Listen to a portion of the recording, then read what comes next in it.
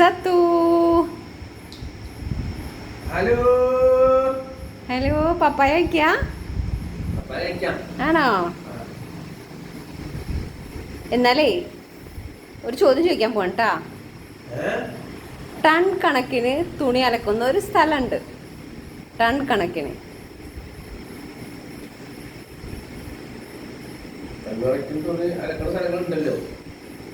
Ton കുസൃതി ചോദ്യല്ലേ, അങ്ങനെ ചിന്തിക്ക്. ആ സ്ഥലം ഏതാണ്? തമിഴ്നാടാ? അവിടെ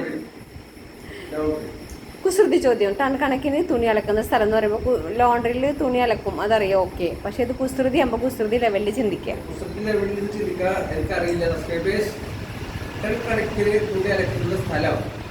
നിങ്ങൾക്കുള്ള ചോദ്യമാണ്. വളരെയധികം ചിന്തിച്ച് ആൻസർ പറയാം കേട്ടോ.